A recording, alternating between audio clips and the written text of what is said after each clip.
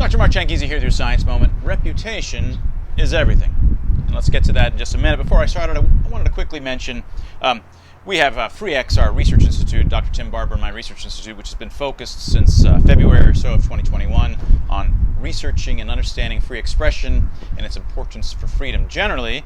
And in conjunction with, I'm the CEO and founder of Vino Optics, and we sell unique technology that comes out of my 2006 discovery about why we have color vision at all. We have color vision not to find fruit in the forest, it's so that we can see blood under the skin. Not because we care about blood per se, but it's to see emotions on others and to see health. And so we've got technology for paramedics and nurses to see veins better.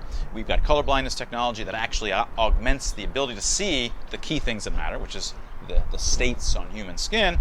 And we also have these new FreeX glasses, which are in conjunction with our FreeX, our Free Expression Group, our research institute, which is designed to actually augment the glow of youth that occurs on human skin. It's the only sunwear in the world that actually optimizes red-green color vision the way that nature designed. So I wanted to go and give it a shot. We've got several varieties. This is my personal, very conservative favorite. Reputation is everything. So why is it the case that people say reputation is everything? Now, we often talk about reputation currency, and it's really a misnomer. It's not a currency in really the way that other financial currencies are. If it's really a currency, currencies are always exchangeable with other currencies. I can just say, hey, okay, I've got rubles and I want to get Bitcoin. And there's a way, if you can't go directly for some reason, you can always go from one to another and find your way to the other currency you're interested in. Social currency, or reputation currency, is a misnomer. It's actually something we talk about in our upcoming book, Expressly Human, Dr. Tim Barber, my upcoming book in 2 months. Reputation is actually an energy.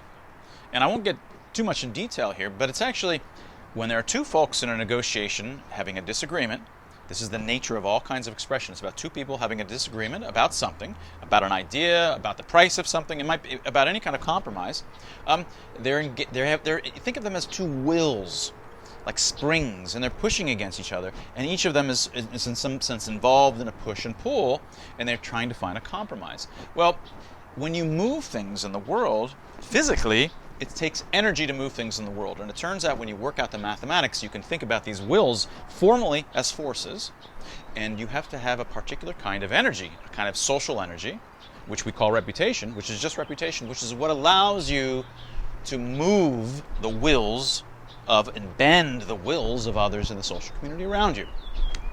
Reputation is formally, mathematically, an energy, not a currency at all. And that makes it fundamentally different.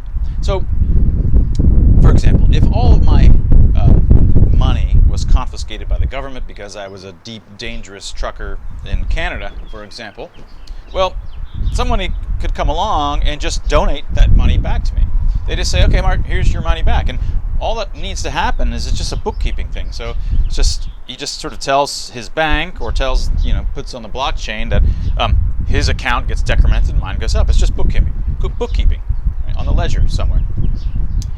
Reputation can't just be given and taken away like that. It's not like someone can say, oh, Mark, you lost your reputation, or Mark, I'd like you to have a better reputation or a higher reputation.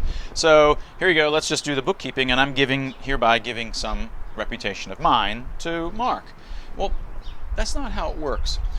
Reputation is like an energy and actually has to be mechanistically shoved into me. Like this is like if you want your electric car to get energy in it so that it can actually drive around, it's not enough to put on some ledger someplace. Okay, I now attribute it to have a particular amount of energy. You could attribute a certain amount of currency that it could spend, let's say going through tolls in that way, just as a ledger. Hereby put on the ledger that car over there has another $25 so it can go through tolls. Nothing has to be in the car. It's just on a ledger someplace. But for there to be energy in the car so that the energy is able to move the world or move itself through the world, specific mechanistic actions have to occur to actually pipe the energy in. Energy is not just something on the books. It actually has to be piped in, and the way that it's piped in or charged up into humans to get their wills to have higher reputation or higher bags of energy to be charged up is through the process of disagreements and interactions with others. When I express, it's usually not just to the wind. I'm expressing to other opponents, other people that I potentially disagree with. I put forth a particular level of disagreeability through my emotional expressions. You argue back, I argue, and over time one of us either folds and agrees to some particular thing, or we disagree and it's like a call, and the world figures out who was right or wrong, and eventually we figure out, oh, it turns out I was wrong and I lost all those chips, all those reputation energy that I bet gets lost during that process. And then you rise in energy. It's through free expression and free and open debate that people both lose charge, lose reputation, and gain reputation. And that only happens through that specific mechanism of free expression between two individuals. That's how it happens. So it can't just be given or traded to somebody else. Right? So the reason I'm mentioning this is, one, these are sort of, to me, deeply intellectually interesting things in understanding free expression and reputation networks. But also, one moral or corollary of this is that when you lose reputation, or you have the inability to build it anymore because you've been kicked off of social media or completely censored, these things are in many ways much deeper losses than financial losses. This is why we have this intuition that reputation is everything. Once it's taken away, you can't just be given it back by a bunch of friends to make you whole again. You can't be made whole again except to restart at the bottom and working your way through thousands and thousands of free expression, conversations, interactions, and negotiations and disagreements with others, and hope that over time you are sufficiently right, sufficiently often, sufficiently not disagreeable, that you again can rise to where you were. There's no shortcut. There's no shortcut to acquiring that reputation. You play with the reputations of people when you're playing with what they can say, whether they can say it, whether they can be allowed to persist on social media.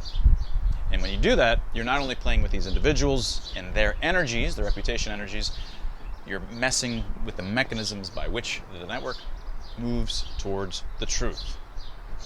And that was your science moment.